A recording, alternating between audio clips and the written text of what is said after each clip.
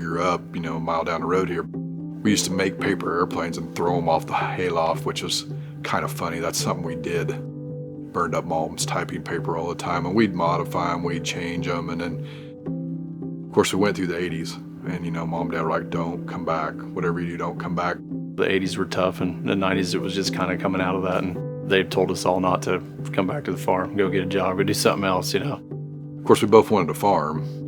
To farm the way we wanted to farm, we knew we were going to have a job. And so I thought, well, I want to be a pilot. I want to be a charter pilot. Ended up graduating from Kansas State with a degree in aviation maintenance. I always wanted to fly or do something in aviation, but didn't know quite what that was going to be. When my brother came home from college one day and he flew home and I got my first ride and I was like, okay, it's over. That's it, So I was going to do it. I didn't know how or what yet, but some way. I wanted to do something a little different, maybe tie the two together, so I went to college for agronomy. Scott Heinen, and I'm the co-owner of Heinen Brothers. I'm the older, better-looking brother. My name's Glenn Heinen. Worked here my whole entire adult career life. Never had a real job. I always like to joke about that. Got my first gig flying in Ellenwood, Kansas in a airplane that I probably wouldn't walk across the street to look at today. It was pretty tough, and learned a lot, and just decided that it was just better on my own. He had already kind of started. He was working for an operator in Western Kansas, came back and decided he wanted to start back here. And so, when you're starting out a business like that, times are tough. So he went to the quickest pool of labor he could find, and I worked pretty cheap. So shotguns and beer, guns and beer. I think is how he got hired. As we joke about it later on, I sweated my way in, I guess. So. Summer of '94 is when I moved back. Come back here and talked my father into co-signing a note on a spray plane of all things, and I was 20, probably about 22 years old, and I got a 22-year-old son today, and I think, what the heck was Dad thinking? Our father helped out on the first bank loan, and he kind of, when we walked out of the bank, he kind of said, well, here you go, good luck, because this is it. So there was no turning back. I started in the era of the automatic flagman, which was the piece of toilet paper that shot out of the airplane. Well, if you couldn't find that next piece of toilet paper, you couldn't go on. There was a box that hung on the side of the wing, and you'd hit the trigger and it'd kick out this piece of toilet paper with a piece of cardboard on it, and it would fall in the middle of your swath. You're always looking for that piece of toilet paper. Well, you'd be out there in the middle of a big pasture, and then you see a cow going across the field with the damn thing in its mouth. Or you dropped it somewhere and you couldn't find it. It sucked. By the end of the day, sitting in a cockpit 112, 113 degrees, and you were looking for that next piece of paper to move on down the road. That was a stressful, long day. We started out with just one, and I loaded and handled the ground stuff, as I didn't quite have all my licenses and ratings yet. So I continued to work towards that, and then, I ended up buying a plane, and we had two. It was rather stressful, actually. We didn't have all the fancy stuff that we have today where you could talk on the phone to each other. We had radios, but we would split up. He'd go to Hiawatha, and I'd go to Eureka. We didn't really worry about each other because we were too young to probably worry, but we didn't know where each other was all day long either. So it was a lot different world back then. It just continually kept building. As you gained more experience, you got better at your craft. The word kind of traveled, and it just built organically like that.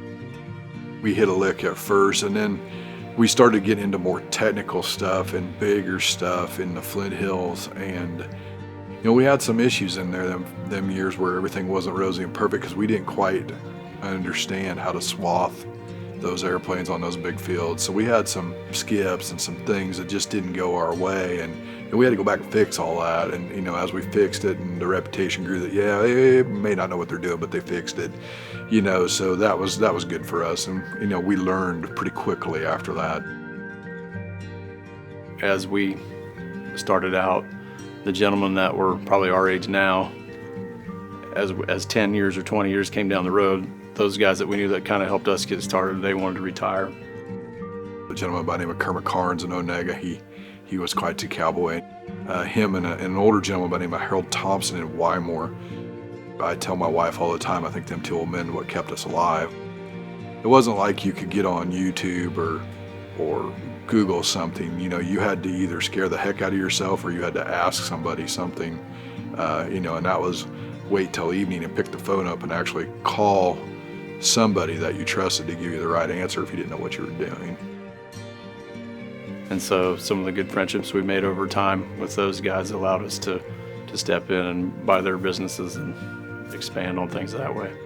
You got to make your own luck. I'd rather be lucky than good, but you got to make your own luck. And you know, just one thing fell into place, and then another thing fell into place, and this person retired, or we had a chance to move into this airport because somebody else decided that they weren't going to go on that year. And we kind of got to a spot in 07, 08 where we realized we had way too much equipment sitting here in this 36 highway corridor, and that's when the business model changed.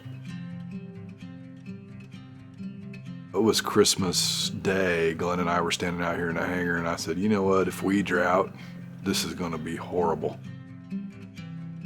We had a 45-day window there where we were spraying a lot of corn, and so we were bringing in a lot of help.